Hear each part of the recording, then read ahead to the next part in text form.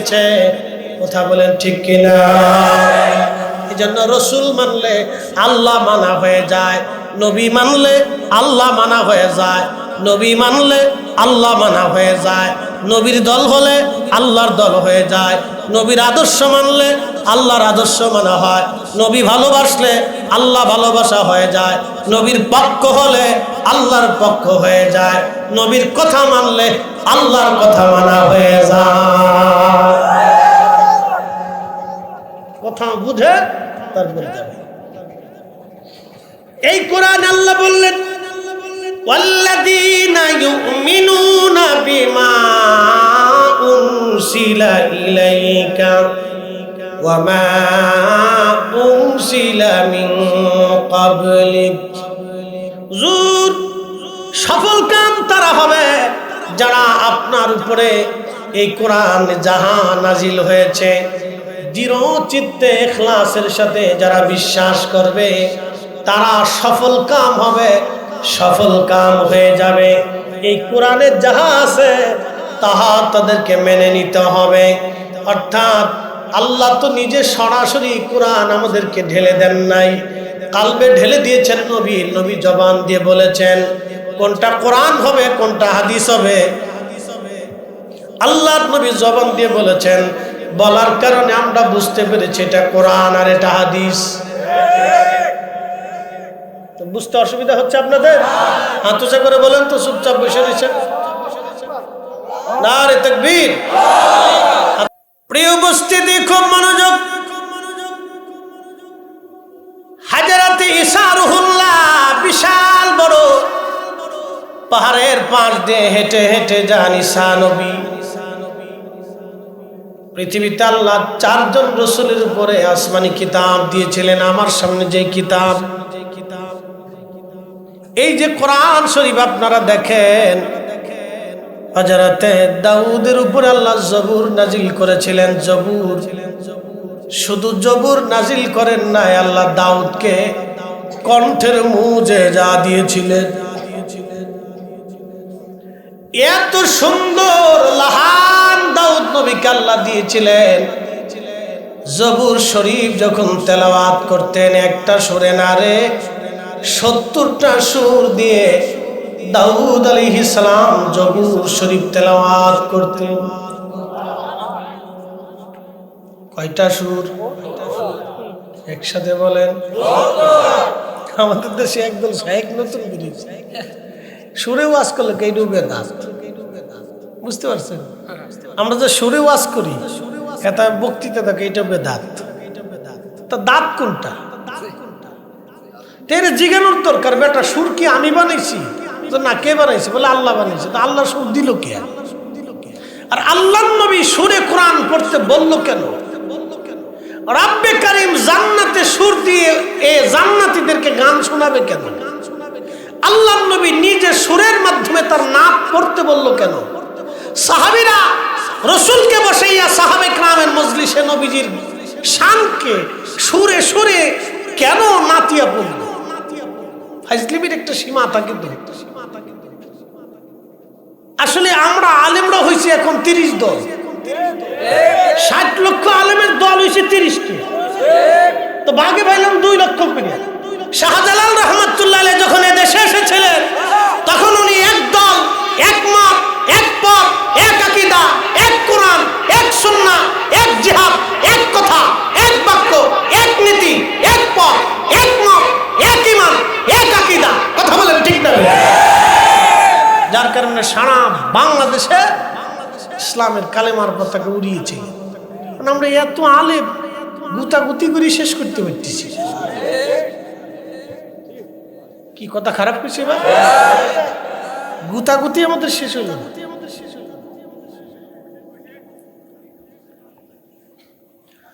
খুব মনোযোগ দিবেন। হাজরাতে দাউদকে আল্লাহ সুরের মুজিজা দিয়েছিলেন, এত সুন্দর লাহান আল্লাহ দিয়েছিলেন। ইমাম ইবনে কাসির আল বাদার মধ্যে লেখেন 70 সুর দিয়ে দাউদ নবী যখন জবুর শরীফ তেলাওয়াত করতেন, এত সুন্দর লাহান, লাহানের মোহনাতে সুরের মোহনাতে পাখিরা স্টক করে করে পশু পাখির মারা যাইতো, ছটফট করে তারা মারা যাইতো। এত সুন্দর সুর আল্লাহ দিয়েছিলেন, জোরে বলা যাবে কি আল্লাহু আকবার। তোমার সৃষ্টি এত সুন্দর, না জানি প্রভু তুমি কত সুন্দর, ঠিক কিনা? শাহজাদপুরের মুসলমান কথাগুলি মনোযোগ দিবেন। 4 জন নবীর উপরে কোরআন নাজিল করা, 4 জন নবীর উপরে আসমানি কিতাব দেওয়া হয়েছিল, কিন্তু রসুল 4 জন না, রসুল 313 জন। রসুল 1,24,000 নবী, রসুল হলেন 313 জন।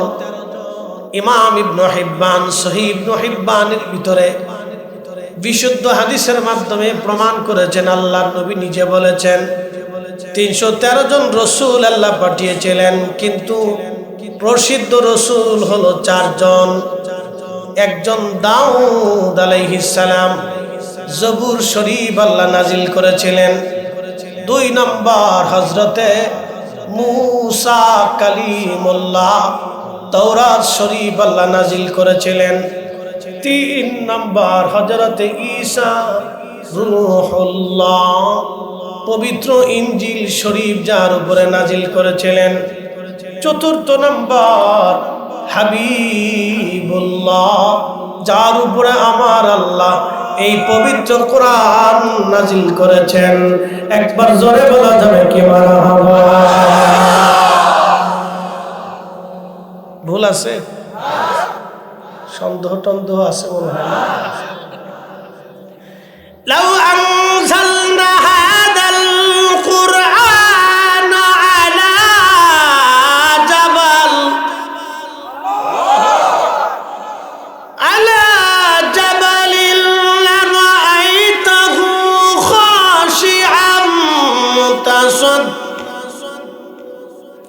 মুতাসাদ্দিআন মিন খাশিয়াতিল্লাহ।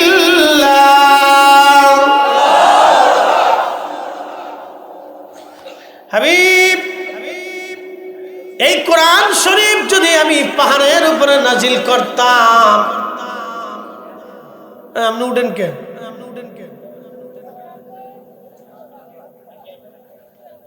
ও আগাইতেছে, আগার অসুবিধা, সামনে চলে আসে। ওটাওটি করবেন না, কোনো লড়াচড়া নেই। ফেসাবে যদি ধরে তো 1 আঙ্গুল উঁচা করবে, আর যদি দোনোটাই ধরে 2 আঙ্গুল উঁচা করবে।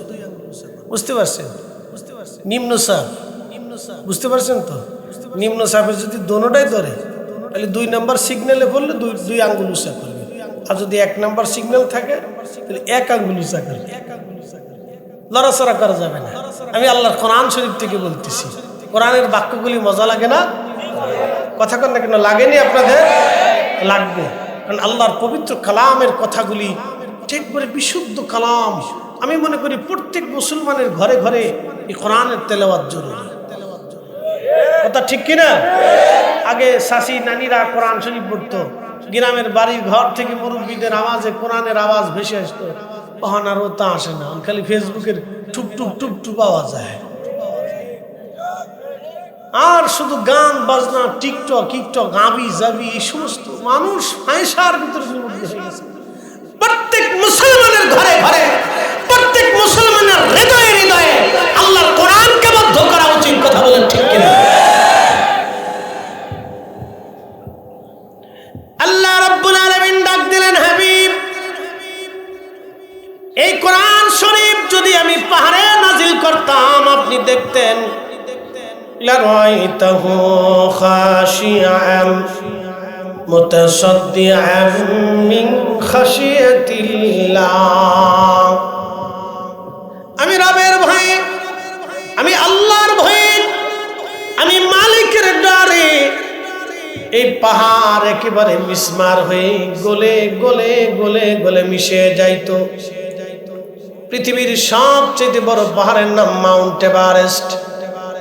মাউন্ট এভারেস্ট দেখার জন্য আমি দার্জিলিং গিয়েছিলাম। দার্জিলিং বুঝতেই পারতেছেন, শিলিগুড়ি থেকে 70 কিলোমিটার রাস্তা, পাহাড়ি পথ বেয়ে দার্জিলিং যাওয়া লাগে। পৃথিবীর অনেক বিনোদন কেন্দ্রের মধ্যে একটা বিনোদন কেন্দ্রের নাম হলো দার্জিলিং। শিলিগুড়ি মাহফিল করে লোকেরা বলল, হুজুর আপনাকে দার্জিলিং নিয়ে যাব, চলেন। তো দার্জিলিং শহর পাওয়ার আগে একটা শহর আছে, শহরের নাম ঘুম। এই ঘুমটা হলো দার্জিলিং থেকে আরো উঁচু। ঘুম পার হয়ে দার্জিলিং এ যাওয়া লাগে। এই ঘুমে যদি আপনি যান, দেখবেন আকাশের মেঘ উড়ে উড়ে উড়ে উড়ে ঘুমে আসে। আপনি যে সাদা মেঘগুলি দেখেন, এই মেঘগুলি আকাশে উড়ে উড়ে যেতে দেখেন, এই ঘুমে এই মেঘগুলি উড়ে উড়ে যায়। আপনি বুঝতেই পারতেছেন এই পাহাড় কত উঁচু। এই পাহাড়ে দার্জিলিং এর পাশে যদি আপনি দাঁড়ান, মাউন্ট এভারেস্ট আপনি পরিষ্কার দেখতে পারবেন। শুধু দেখা যাবে কুয়াশার মতো সাদা আর সাদা, বরফে আচ্ছাদিত বিরাট বড় একটা পাহাড়। পাহাড়ের উচ্চতা 29,000 ফিট, প্রায় 16 মাইলের উপরে হবে। সোজাসুজি 16 মাইলের উপরে হবে, 29,000 ফিট। মস্ত বড় পাহাড়ের উপরে যদি আল্লাহর কোরআন নাজিল হতো, আল্লাহর কোরআন বলতেছে, হাবিব আপনি দেখতেন ওই পাহাড়টাও আমি আল্লাহর ভয়ে, আমি মালিকের ভয়ে গলে গলে মিশে যাইতো। একবার জোরে বলা যাবে আল্লাহু আকবার। এই পবিত্র কোরআন আল্লাহ 22 বছরের জীবনে, 23 বছরের জীবনে 22,000 বার জিবরাইলের আগমনে 114টি সূরার মাধ্যমে আল্লাহ তার নবীর কালবের মধ্যে নাজিল করেছেন। যখন কালবের মধ্যে কোরআন শরীফ আসতো, আল্লাহর নবী প্রচন্ড ঠান্ডায় ঘেমে যাইতেন। উটের পিঠের মধ্যে চড়ে বসে থাকলে উটের পিঠগুলি বাঁকা হয়ে পাগুলি মাটির মধ্যে দেবে যাইতো। আল্লাহর নবী যদি মাটির উপরে বসে থাকতেন, পাগুলি মাটির মধ্যে দেবে যাইতো। একবার জোরে বলা যাবে কি মারহাবা। রাসূলের কালবের ওজন কত বলেনি, কালবের শক্তি কত আপনি বলেন। আপনাকে শুধু শুনলে হবে না, আর আধ্যাত্মিকতা বুঝে যেতে হবে। এই কাল কত মহান ছিল, এই জন্য আল্লাহর কোরআন বলতেছে, আলাম নাশরাহ লাকা সাদরাক। আমি কি আপনার কালকে সম্প্রসারণ করি নাই, এটাকে স্ট্রং করি নাই? আপনার কালকে আমি কি উন্মুক্ত করে দেই নাই? এটার ভিতরে সুপ্রিম পাওয়ারকে আমি দিয়ে দেই নাই? আলাম নাশরাহ লাকা সাদরাক।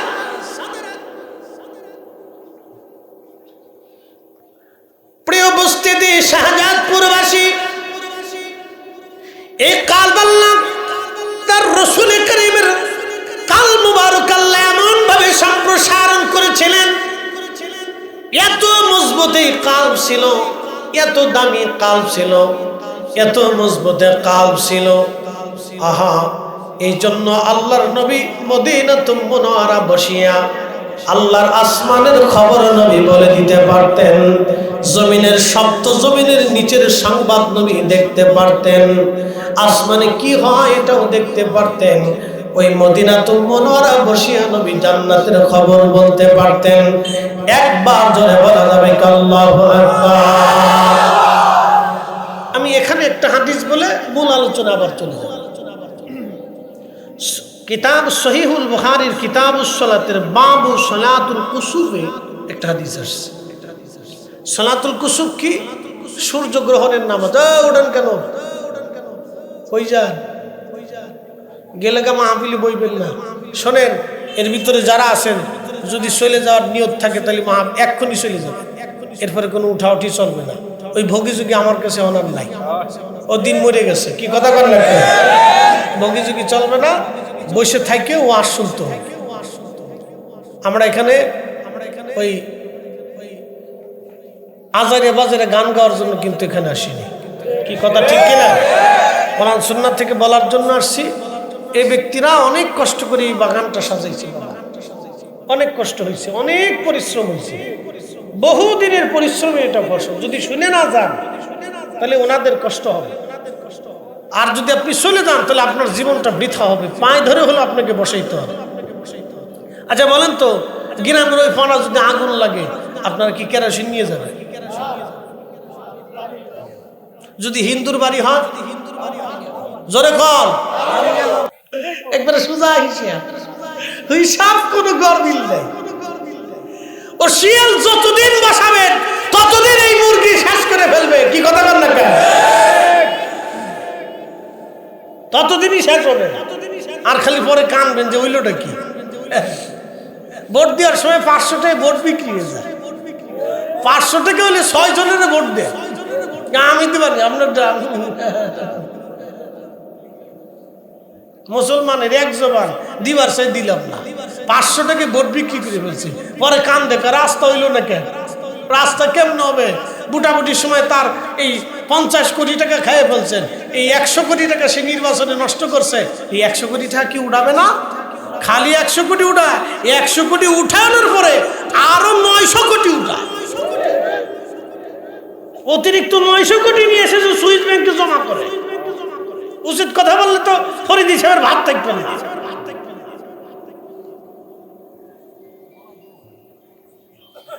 প্রিয় উপস্থিতি, খুব মনোযোগ দিবেন।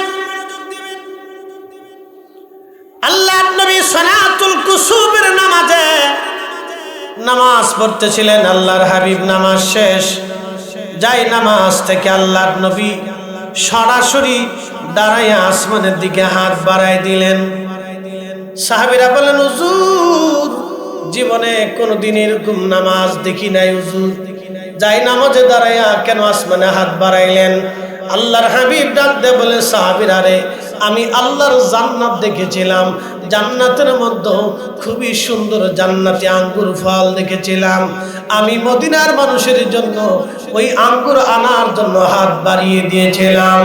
যদি আঙ্গুর আমি আনতাম তাহলে কিয়ামত পর্যন্ত জান্নাতের আঙ্গুর খেয়ে মদিনার মানুষ কোনোদিন শেষ করতে পারত না।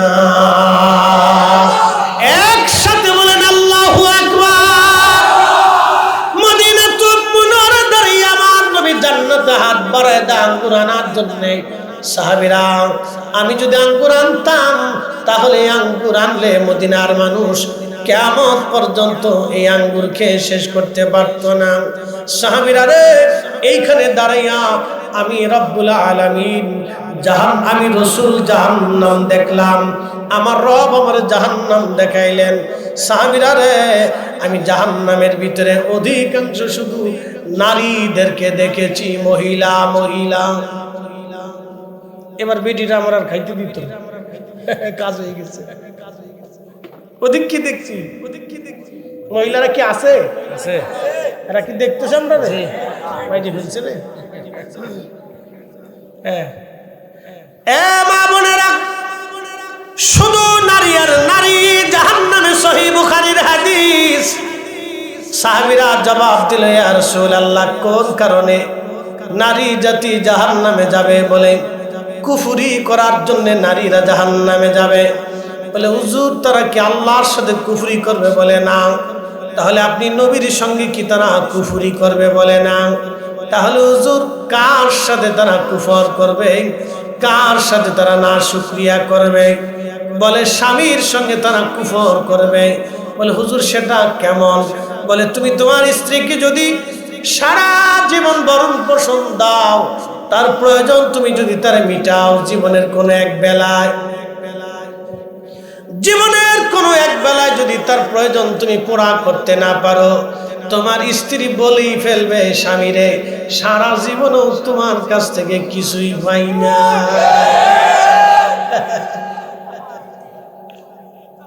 যারা বিয়ে করছেন তারা বুঝে যান, আর যারা করেন নাই তারা খাতা কলমে লিখে দিয়ে যান।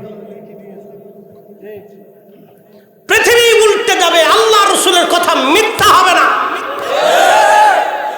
সাদাকাল্লাহুল মাওলানাল আযীম, আল্লাহ সত্য বলেছেন। ওয়া সাদাকা রাসূলুহুন নবিয়্যুল হাবিবুল কারীম, আল্লাহর নবী সত্য বলেছেন। আল্লাহর নবী মিথ্যা বলেন নাই, আল্লাহ নিজে মিথ্যা বলেন নাই, আল্লাহর রাসূল মিথ্যা বলেন নাই। কথা বলেন ঠিক না? আর বুঝাইতেছি, মনোযোগ দিয়ে, এখান থেকে বুঝার অনেক কিছু আছে। আলিফ লাম মিম।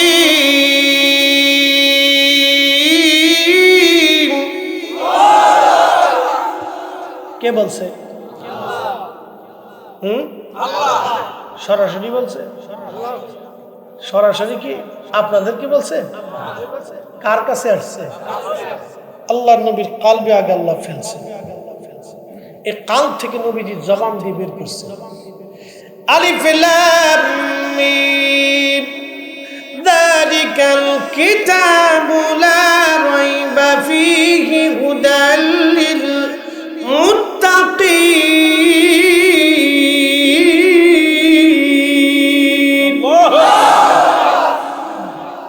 আল্লাহ তার রাসূল কারীমের কালব মোবারকে কথাগুলি, বাক্যগুলি আল্লাহ নাজিল করলেন।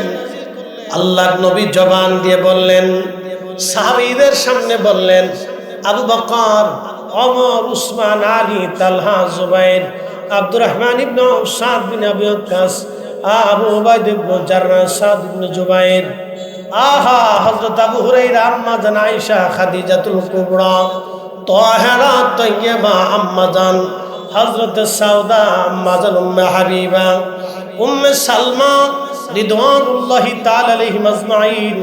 আল্লাহর নবী সাহাবীদের সামনে যখন এই বাক্যগুলি বললেন, সাহাবীরা বিনা বিনা শব্দে, বিনা বাক্যে আমার রাসূলের কথাগুলি মেনে নিয়ে কোরআনের বাক্য হিসেবে তারা মেনে নিয়েছে।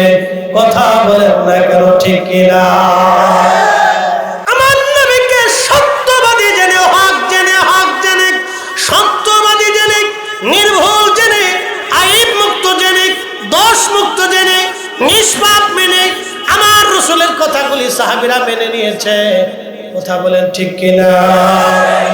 এই জন্য রাসূল মানলে আল্লাহ মানা হয়ে যায়, নবী মানলে আল্লাহ মানা হয়ে যায়, নবী মানলে আল্লাহ মানা হয়ে যায়, নবীর দল হলে আল্লাহর দল হয়ে যায়, নবীর আদর্শ মানলে আল্লাহর আদর্শ মানা হয়, নবী ভালোবাসলে আল্লাহ ভালোবাসা হয়ে যায়, নবীর পক্ষ হলে আল্লাহর পক্ষ হয়ে যায়, নবীর কথা মানলে আল্লাহর কথা মানা হয়ে যায়। কথা বুঝে তারপরে যাবে। এই কোরআন আল্লাহ বললেন, ওয়াল্লাযীনা ইউমিনুনা বিমা উনসিলা ইলাইকা ওয়া মা উনসিলা মিন ক্বাবলিক। হুজুর, সফল কাম তারা হবে যারা আপনার উপরে এই কোরআন যাহা নাজিল হয়েছে দৃঢ় চিত্তে ইখলাসের সাথে যারা বিশ্বাস করবে, তারা সফল কাম হবে, সফল কাম হয়ে যাবে। এই কোরআনে যাহা আছে তাহা তাদেরকে মেনে নিতে হবে। অর্থাৎ আল্লাহ তো নিজে সরাসরি কোরআন আমাদেরকে ঢেলে দেন নাই, কালবে ঢেলে দিয়েছেন নবী। নবী জবান দিয়ে বলেছেন কোনটা কোরআন হবে, কোনটা হাদিস হবে। আল্লাহর নবী জবান দিয়ে বলেছেন, বলার কারণে আমরা বুঝতে পেরেছি এটা কোরআন আর এটা হাদিস। তো বুঝতে অসুবিধা হচ্ছে আপনাদের? হাত উঁচা করে বলেন তো, চুপচাপ বসে রয়েছেন। নারে তাকবীর। হাত নামান, হাত নামান। বুঝতে হবে, না বুঝলে তো বিপদ। এই জন্য আল্লাহ রাসূল সত্যবাদী, আল্লাহর নবী কি নির্ভুল। কথা কন না কেন, কি ভুল? একসাথে বলেন, একসাথে। মাসুম, জোরে বলেন কি? আইব মুক্ত, ত্রুটি মুক্ত, খাতা মুক্ত, দোষ মুক্ত, একবার নিষ্কলঙ্ক। বিশ্বাস আছে? যদি রাসূলের ত্রুটি থাকে, ভুল থাকে, তাহলে কোরআনে ভুল এসে যাবে, এটা মনে রাখবেন। অতএব কেউ যদি বলে রাসূলের ভুল ছিল, ওরে একবারে কায়দা মতো, একবারে ঠাডার উপরে 100টা জুতা দিয়ে ফিকাইয়া ওরে দেশ সারা করতে হবে। আল্লাহ রাসূলের জীবনে ভুল হতে পারে না, নবীর জীবনে ত্রুটি হতে পারে না, নবীর জীবনে খাতা হতে পারে না। নবীর জীবনে ভুল হলে তাহলে কোরআনের উপরে প্রশ্ন আসবে। এই কথা সারা জীবন মনে রাখবে। আমি আপনাকে সূত্র থেকে স্কয়ার প্লাস বি স্কয়ার দিয়ে বুঝাই দিলাম। তাহলে কালামের ভিতরে বলেছে ওয়াল্লাযীনা ইউমিনুনা বিমা উনজিলা ইলাইকা। আল্লাহ তাকিদ দিচ্ছেন, আল্লাহ বুঝাচ্ছেন ইলাইকা, আপনার উপরে যাহা অবতীর্ণ হয়েছে তার উপরে নিষ্বাক্য হিসাবে, নিশ্চিন্তে হিসাবে, বিনা বাধা বিনা চিন্তায় বিশ্বাস করতে হবে, তাহলে আপনি মুসলমান হবেন। বুঝতে কি কোনো অসুবিধা হচ্ছে আপনাদের? বুঝাচ্ছি। ঈসা রুহুল্লাহ আলাইহিস সালাম পাহাড়ের পাশে, মনে আছে নি আপনাদের? কথা কন না, মনে আছে? এখানে আমরা অনেক কোয়ালিটির মানুষ আছি, বিভিন্ন দরবারের মুরিদ আছে, আছে না ভাই? আমার পীর ও মুর্শিদের দরবারের মুরিদও আছে। আচ্ছা বলেন, বিভিন্ন রাজনৈতিক দলের লোক আছে, বিভিন্ন ঘরানার মানুষ আছে, আছে না ভাই? আছে। কোরআন শরীফ কি আমাদের জন্য ভিন্ন ভিন্ন, আলাদা আলাদা নাকি বলেন? এই কোরআনে যাহা আছে সব মুসলমানের জন্য তাহা। এখানে যাহা হারাম আছে সবার জন্য তাহা হারাম, এখানে যাহা হালাল আছে সবার জন্য তাহা হারাম হালাল, এখানে যাহা হুকুম প্রদান করেছেন করার জন্য সবাইকে তাহা করতে হবে। কথা ঠিক কিনা? কোনো সন্দেহ? এখানে আল্লাহ যাহা করতে বলেছেন আমাদেরকে তাহা করতে হবে, যাহা নিষেধ করেছেন তা সবাইকে ছেড়ে দিতে হবে, কোনো কথা নেই, কোনো শব্দ হবে না। কেন? কি কথা ঠিক কিনা? কোনো শব্দ। যদি মুসলমান হন, যদি আখিরাতে বিশ্বাসী হন, যদি কবরে বিশ্বাসী হন, যদি মেহেশ্বরে বিশ্বাসী হন, যদি রাসূলের সুপারিশে বিশ্বাসী হন, যদি আল্লাহর নবীতে বিশ্বাসী হন, তাহলে আপনাকে এখানে যা আছে সব মেনে নিতে হবে, কোনো সন্দেহ নাই। প্রিয় উপস্থিতি আমার, খুবই মনোযোগের সাথে কথা শুনবেন। ঈসা রুহুল্লাহ আলাইহিস সালাতু ওয়াস সালাম পাহাড়ের পাশে হাঁটে, দেখে মস্ত বড় একটা পাথর পড়ে আছে, সুন্দর সাদা মার্বেল পাথর। হযরত ঈসা রুহুল্লাহ আলাইহিস সালাম ডাক দিলেন, আল্লাহ, এত সুন্দর পাথর তো জীবনে কোনোদিন দেখি নাই, এত ধবধবে সাদা পাথর, রব্বি এত সুন্দর পাথরের মধ্যে কি আছে দেখতে মন চায়। আল্লাহ ডাক দিলেন, ঈসা রে, তোমার হাতের মধ্যে যে লাঠি আছে এই লাঠিখানা দিয়ে তুমি পাথরের মধ্যে বাড়ি মারো, আঘাত করো। সাথে সাথে ঈসা রুহুল্লাহ আলাইহিস সালাম লাঠি দিয়ে পাথরের মধ্যে আঘাত করলেন, পাথরখানা ভেঙ্গে দুইটা টুকরা হয়ে আলাদা হয়ে গেল।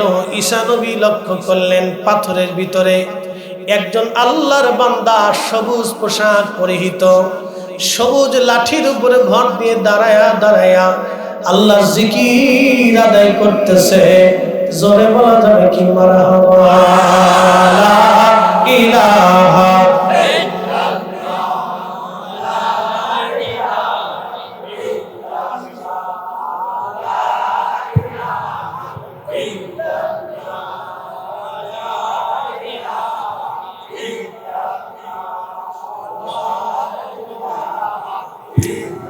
মাশাআল্লাহ।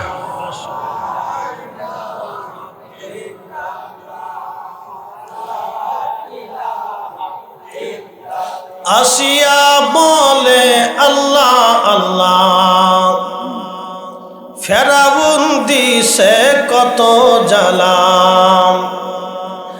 আল্লাহ বলেন, মুরব্বি, এই দাদু কই যায়? পিছে তাকায় না রে, পেশাবে ধরছে মুরব্বী মানুষ। না না, উঠা যাইতো না, একজন উঠলে আরেকজনকে তাই উঠছে, তা উঠে যাই গিয়ে। বদ অভ্যাস আছে বাঙালিদের, বাঙালিদের একটা বদ অভ্যাস আছে, যেদিন ঝুঁক দেয় সেদিকে ঝুঁক দেয়। জ্বালা আছে, বিরাট জ্বালায় জাতি নিয়ে। কারণ শোনেন, আপনাদেরকে বলি, আমাদের বাঙালি জাতি মিশ্রণ, কিছু পাকিস্তানি, কিছু আফগানি, কিছু আরবি, কিছু ওই চাইনিজ, কিছু ভুটানি, কিছু নেপালি, কিছু আপনার ওই যে কি বলে মেরাঠি, কিছু আছে আবার দিল্লি, কিছু আছে ওই আবার কলকাতা, আবার কিছু বাঙালি। এই ভাটির দেশ তো, ওই সব জায়গার থেকে এই বাতাসে বাতাসে আর পানিতে পানিতে জুয়াই জুয়াই দিকাইছে। হ্যাঁ, দেখেন না, একই বাংলাদেশ, ভাষা কয়টা? সিলেটে যদি জানতাম কিন্তু নাম বালা শুনিবা, সকাল লু খাইতা না বিকেল লু খাইতা। আর চট্টগ্রামে গেলি আপনি কিছু বুঝতেন না, যে বাংলা না হিন্দি না উর্দু, বুঝার কায়দা। একই দেশের সিস্টেম, দুই জায়গায় দুই সিস্টেম, কিছু বুঝতেন না। হেরা নিজেরা নিজেরা যদি ঝগড়া বাঁধায় তা আর উপায় নেই। আর দুই বেডি ঝগড়া করে তাই তো হয়েছে, তো কাজ হয়ে গেছে। হাজিরিন হাজরাতি সারহুল্লাহ, দেখে রে পাথরের ভিতরে একজন আল্লাহর বান্দা দাঁড়িয়ে দাঁড়িয়ে আল্লাহর জিকির আদায় করে। একসাথে বলবেন মারহাবা। আজকের মজলিস কিসের মজলিস? কোরআন কার কালাম? আল্লাহর কালাম। কার জিকির? না না, আল্লাহর কালাম, আল্লাহর জিকির। দুরূদ শরীফ আল্লাহর নবীরটা, কিন্তু কোরআন শরীফ জিকির আল্লাহর। যেই মজলিসে কোরআন তেলাওয়াত হয় ওটা আল্লাহর জিকিরের মজলিস। যেখানে আল্লাহর জিকির হয় সেটাও আল্লাহর জিকিরের মজলিস। যেখানে দোয়া হয় ওটাও আল্লাহর জিকিরের মজলিস। যেখানে নামাজ হয় ওটাও আল্লাহর জিকিরের মজলিস। যেখানে হাদিস তেলাওয়াত হয় ওখানেও আল্লাহর জিকিরের মজলিস। যেখানে দুরূদ শরীফ হয় ওটাও আল্লাহর জিকিরের মজলিস। বাবাজি, এইগুলি আল্লাহর জিকিরের মজলিস। নবীজি বলেন সাহাবীরা রে, দুনিয়াতে যদি তুমি জান্নাতের বাগান পাও, ওই জান্নাতের বাগানে যায় বসো।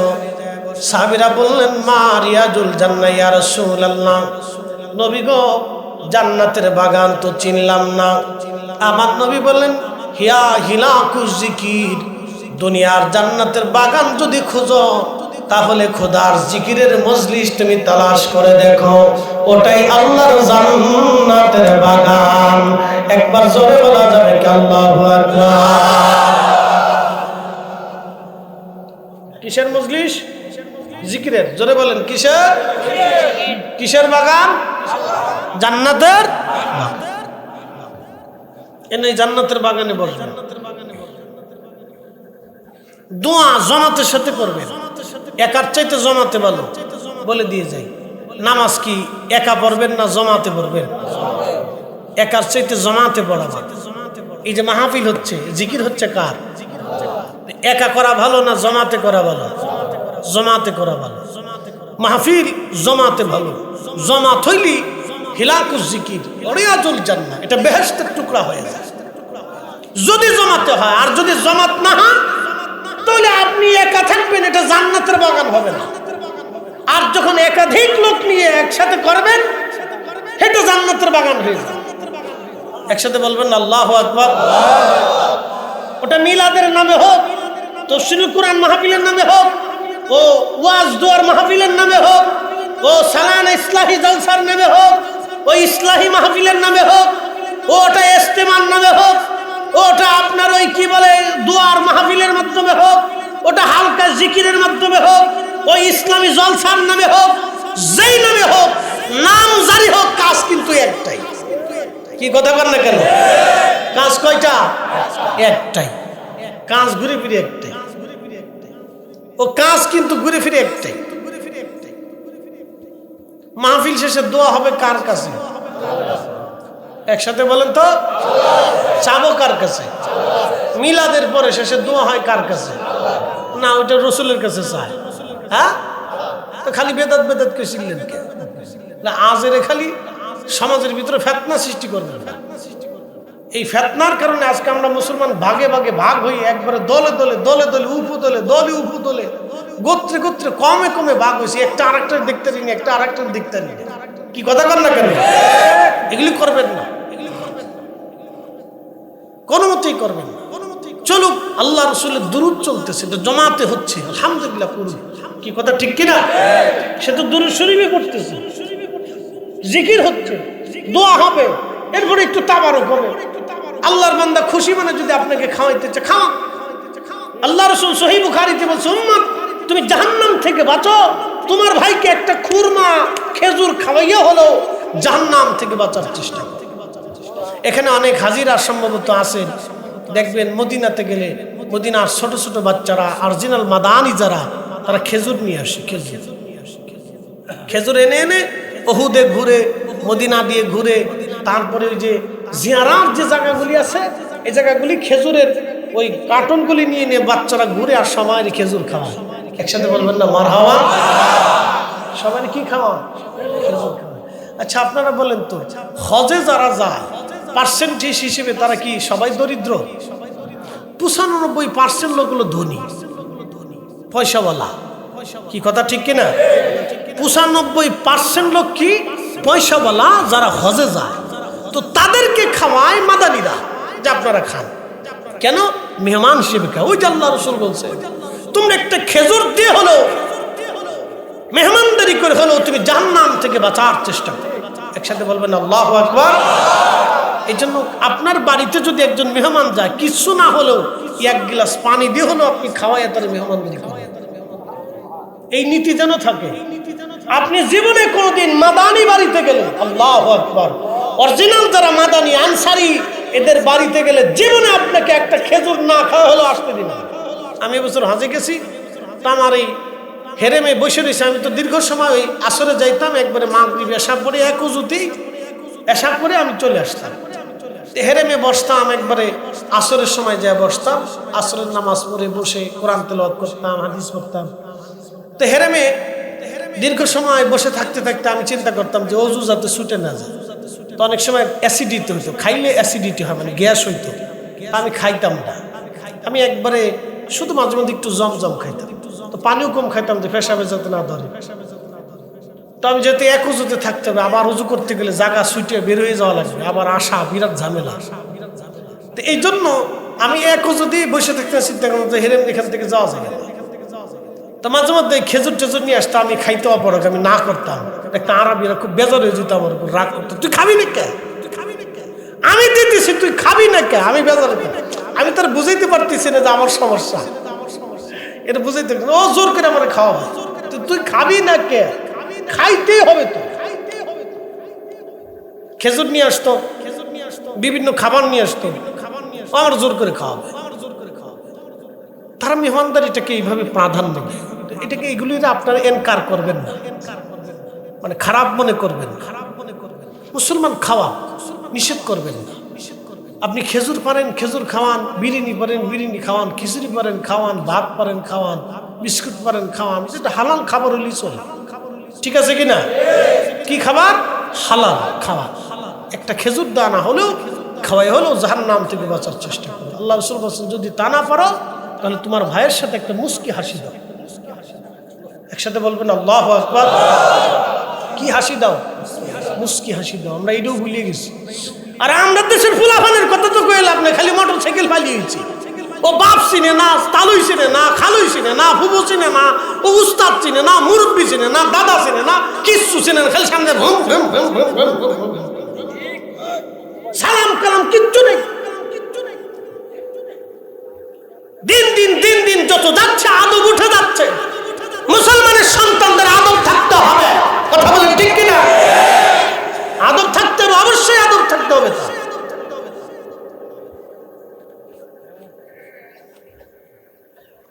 প্রিয় উপস্থিতি আমার, খুব মনোযোগ দিবেন। আল্লাহর নবী হাদিস দিয়ে রুহুল্লাহ ডাক দে বলে, আল্লাহর বান্দা কত বছর ধরে তুমি পাথরের মধ্যে এইভাবে আসো বলো? আল্লাহর বান্দা জবাব দিল, হুজুর 400 বছর ধরে বিরামহীন ভাবে আমি এখানে আল্লাহর ইবাদতে আছি। বলে খাও কি? বলে এই আঙ্গুর ফল, এই পাথরের ভিতরে আল্লাহ একটা আঙ্গুর গাছ লাগিয়েছেন, দেখো এই আঙ্গুর ফল খাওয়াই আল্লাহ আমারে 400 বছর ধরে এই পাথরের ভিতরে খোদার ইবাদত করাচ্ছে। আমি ভুটান গেলাম আজ থেকে 5-6 বছর আগে, করোনার কয়েক বছর আগে। ইন্ডিয়ান ভিসা নিয়ে তখন ভুটান যাওয়া যেত, ভারতের জায়গা। জেলার নাম হলো জলপাইগুড়ি জেলা। ওই আপনার উত্তরবঙ্গের লালমনিরহাটের পাটগ্রাম, হাতিবান্ধা, ওই সীমান্ত দিয়ে আমি ইন্ডিয়ার ওই কুচবিহার, মাহফিল, শিলিগুড়ি থেকে শুরু করে জলপাইগুড়ি জেলার জয়গাতে মাহফিল সেরে লোকেরা বলল, হুজুর আপনাকে ভুটান নিয়ে যাই। ও চলেন। ভুটান যখন গেলাম, জাতীয় বৌদ্ধ মন্দির দেখলাম। বাবাজি, ওরা স্বর্ণ দিয়ে মন্দির বানিয়েছে, আর আমরা মুসলমানরা মসজিদের জন্য ভিক্ষা চাইতে চাইতে হুজুরদের জান শেষ হয়ে যায়। আশ্চর্য। আমি জুব্বা গায়ে দিয়ে পাগড়ি পুগড়ি মাথায়, আমি তখন থেকে প্রথম থেকে পাগড়ি পরি, আমার আদত। পাগড়ি আমার কাছে খুব পছন্দের একটা পোশাক আর কি, আল্লাহ রসুল পড়তে। তা আমি চেষ্টা করি পাগড়ি পরার জন্য, এটা ভালো লাগে আমার কাছে। তো পাগড়ি পুগড়ি জুব্বা সুব্বা গায়ে দেওয়া গেছি। তো বৌদ্ধ ভিক্ষু যে আছে, আপনারা জানেন বৌদ্ধদের যে ধর্মগুরু তাদেরকে ভিক্ষু বলে, ভিক্ষু। হ্যাঁ, তো প্রধান বৌদ্ধ ভিক্ষু যেহেতু ওই মন্দিরে, তখন ওরা ত্রিপিটক পাঠ করতেছে। একজন বাঁশি বাজায় আর একজনে ত্রিপিটক পাঠ করে। তো প্রধান বৌদ্ধ ভিক্ষু ওই বৌদ্ধর সামনে কি ওরা ওদের পূজা অর্চনা কি আছে না আছে এটা করে। তো আমি ভিতরে ঢোকার পরে আমার দেখার পরে বুড়া আঙ্গুল দিয়ে সম্ভাষণ করতেছে। ঠিক আছে, কোয়ালিটি দেখলাম, তুমি বুড়া দিস, আমার তো জোয়ান দেহে লাভ নাই। তামো এমনি বুড়াটা দেখলো, ঠিক আছে তুমি যেহেতু ওয়েলকাম করছো তামো ওয়েলকাম। তো ঘুরে ঘুরে ঘুরে ঘুরে দেখলাম, বিশ্বাস করেন স্বর্ণ দিয়ে তার কারুকার্য দেখলে আপনার মাথা ঘুরিয়ে যাবে। যে মানুষ মিথ্যার উপরে কোটি কোটি টাকা খরচা করে। কয়দিন আগে পূজা গেছে না, কথা কর না কেন? বাংলাদেশে মন্দির হয়েছে কয়টা? 30,000। কয়টা? 30,000। তারা মন্দির বানাইয়া, প্রতিমা বানাইয়া কোটি কোটি টাকা খরচা করে তারপরে তারা বলে তাদের ধর্মের ভাষায় বিসর্জন। সেটা তার তার ধর্ম, ওটা নিয়ে আমি কটাক্ষ করবো না, বিসর্জন বলে। তো তারাই কি করলো, মন্দিরগুলির সব প্রতিমাগুলিরে নিয়ে পুকুরে নিয়ে, তারপরে নদীতে নিয়ে, সাগরে নিয়ে ফেলে দিল। কি কথা ঠিক কিনা? সব কি করলো, ফেলে দিল। আমাদের মসজিদ কি সাগরে যাবে? পুকুরে যাবে? এখানে 1 টাকা দিলে যদি আল্লাহ কোরআন বিশ্বাস করে, যদি বলেন না হুজুর আখিরাত বিশ্বাস করি, আল্লাহ বিশ্বাস করি, রসুল বিশ্বাস করি, মরতে হবে, আল্লাহর আদালতে দাঁড়াইতে হবে, যদি বিশ্বাস করে থাকেন, তাহলে মসজিদের জন্য আমাদের গলা শোকানোর দরকার না, আপনি নিজে এসে দিয়ে দেওয়া উচিত। কি কথা ঠিক কিনা? আপনার নিজে উপস্থিত হয়ে দিয়ে, আমার তো বলার কথা না। আমার আগে আমার ভাই আল্লামা রাকিবুল ইসলাম খোকন সাহেব, তিনি বারবার করে বলছে, চাইছেন আপনার কিছু, তো ছামার কথা না। তো আপনি খুশি মনে এসে দিয়ে যাবেন যে হুজুর আমি এখানে 5,000 টাকা দিলাম, 10,000 টাকা দিলাম, আমি 50,000 টাকা দিলাম, 1 লক্ষ। এই উঠবেন না চাচা, আমি টাকা চাইতেছি না, ভয় নাই না, ও আজ এখনো শেষে দেরি আছে, এত তাড়াতাড়ি ভাবছেন ছেড়ে দিতে পারি না। ফজর পর্যন্ত আসেননি আপনারা ইনশাল্লাহ? আচ্ছা, ফজর থাকা লাগবে না, নিয়ত করছেন তাতেই চলবে ইনশাল্লাহ। বসেন, কে উঠবেন না, আমি টাকা চাইনি, টাকা চাইনি, ডন নাই যে পকেট থেকে টাকা উঠে নিয়ে আসবো। আপনার টাকা আপনার পকেটেই থাকবে, দিলি আপনার লাভ, না দিলে আপনার লস। কি কথা ঠিক আছে না? আমার কি লাভ লস আছে? টাকা তো আপনি আমার দিচ্ছেন না, আল্লাহর ঘরে জমা করে দিতেছে, দিলে আপনার লাভ, আপনার কবরে শান্তি, আপনার মা কবরে জান্নাতে থাকবে, বাবা জান্নাতে থাকবে, ওটা আমার তো কোনো ফাংশন নেই, এটা আপনারই লাভ। দিলে দিবেন, না দিলে না দিলে। আমি টাকা চেক দিচ্ছি না, ভয় নেই, বসেন, উঠবেন না, দোয়া সারা যাবেন না, বসেন। আমি বলতে চাইতেছি যে তারা মিথ্যার জন্যে কোটি কোটি টাকা যদি তাদের বিশ্বাসে খরচা করতে পারে, তাহলে আমরা হকের জন্য কেন আমার অর্থ আল্লাহর পথে দান করতে পারবো না? কি কথা বলেন? কোরআন শরীফে আল্লাহ নিজে ওয়াজ করেছেন, এই কোরআন আল্লাহ নিজে ওয়াজ করেছেন, وَأَنفِقُوا مِمَّا رَزَقْنَاكُمْ مِنْ قَبْلِ أَنْ يَأْتِيَ أَحَدَكُمُ الْمَوْتُ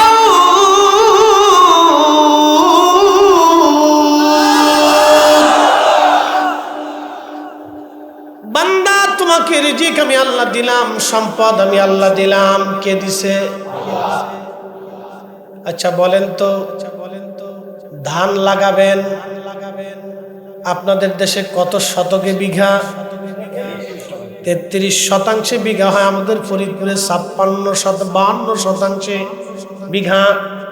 তাহলে আমাদের হিসাব তো ওইদিকে আমাদের ধান, আমাদের অঞ্চলে একটু উঁচু, ধান কম হয়। আপনাদের এলাকায় 33 শতকে কয় মন ধান হয়? 30 মন ধান হয়। 30 মন ধানের জন্য কত কেজি বীজ ছিটাইতে হয়? 3 কেজি বীজ ছিটাইয়া 30 মন ধান যিনি দিলেন, এক বাক্যে বলেন তো সেই মালিকের নাম কি? এই জন্য আল্লাহ বললেন, বান্দা রিজিক আমি তোমারে দিলাম, ওই রিজিক থেকে আমি আল্লাহর পথে, তোমার মৃত্যু আসার আগে তুমি আল্লাহর পথে খরচা করো, মরণ আসার আগে, মরণ আসার আগে। জিন্দেগি তোর যাইরে ফাঁকি দিয়া রে সোনার আদম, জিন্দেগি তোর যাই ফাঁকি দিয়া। ও আদম রে,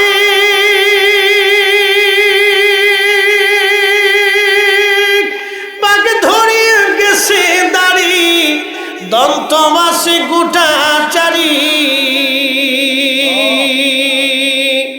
সমন জারি গিয়াছে করিয়ারে সোনার আদম, জিন্দেগি তোর যাই ফাঁকি দিয়া। বাবাজি খুব মনোযোগ দিবেন, একটা লোক উঠবেন না। আমি ঈসা আলাইহিস সালাম কি ওই পাথরের মাঝখানে আল্লাহর বান্দার কাছে রেখে আসছি।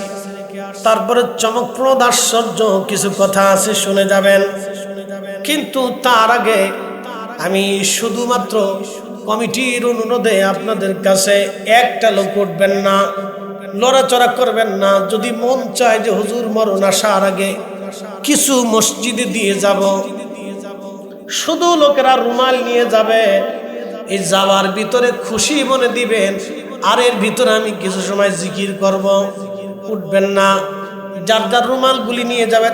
এই এই এই এই কোন দিকে, কোন দিকে না যাওয়া যাবে না। আমি ওয়াজ ছাড়ি নেই, কিন্তু শুধু 2 মিনিটে খুশি মনে সবাই সন্তুষ্ট মনে শরীক থাকবেন। যান যান যান, এক ভলেন্টিয়ার ভাইরা ঢুকেন, এই পাশে যাবে, এই পাশে যাবে, সবাই পকেটে হাত দিবেন দোয়ার আগে। আমি ওয়াজ ছাড়ি নেই বাবাজি, ওয়াজ ছাড়ি নেই, ওয়াজ আপনাদেরকে পরে করতেছি। 1 মিনিট আমাকে একটু সময় দেন, আর এর ভিতরে দুরূদ শরীফ পড়েন, পকেটে হাত দেন, আব্বা আম্মার কথা মনে করে 500, 1000, 100 যার যেমন সামর্থ্য আছে শরীক থাকবেন। কেউ মাহরুম হবেন না বাবা আল্লাহর ঘরে। আরে বৌদ্ধ যদি স্বর্ণ দিয়ে বানাইতে পারে, তাহলে আপনি আল্লাহর ঘর কেটে কেন আপনার একটা সিমেন্টের অংশ এখানে রেখে যান, আপনার একটা বস্তা সিমেন্ট এখানে রেখে যান, আপনি 100 ইট এখানে রেখে যান, আপনি 10 বস্তা বালি দিয়ে যান, আপনি এখানে এই ওযুখানা তৈরি করে যান, আপনি পানির ব্যবস্থা করে যান। বাবা কবরে চলে যাবেন, কিন্তু মসজিদ কবরে যাবে না। একসাথে জবান খুলে পড়েন আল্লাহুম্মা সাল্লি আলা।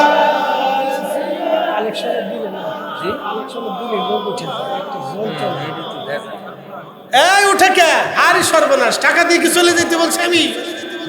বাবা বসেন, এই বসেন বসেন বসেন। মুহাম্মাদ আল্লাহুম্মা সাল্লি আলা।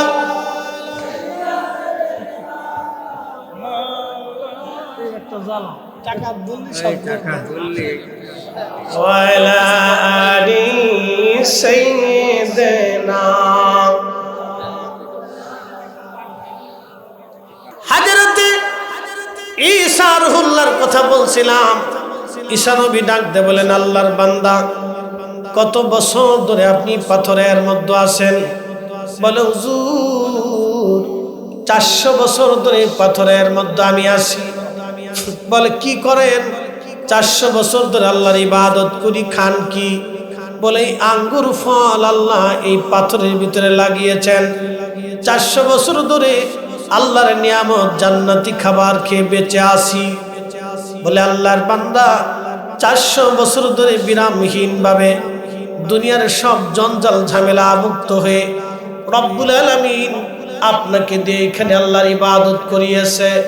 ওহে আল্লাহর বান্দা, আল্লাহর নবী ঈসা রুহুল্লাহ আল্লাহকে ডাক দিয়ে বলেন, রাব্বি, এই বান্দার চাইতে মর্যাদাওয়ালা বান্দা পৃথিবীতে আর কেউ আসেনি। আল্লাহ ডাক দিয়ে বলেন, ঈসা, এর চাইতে দামি বান্দা আমি আপনার পরেই একজন নবী আসবে, আখিরি নবী, তার উম্মতরা এর চাইতে মর্যাদাওয়ালা হবে। একসাথে জোরে বলেন আল্লাহু আকবার।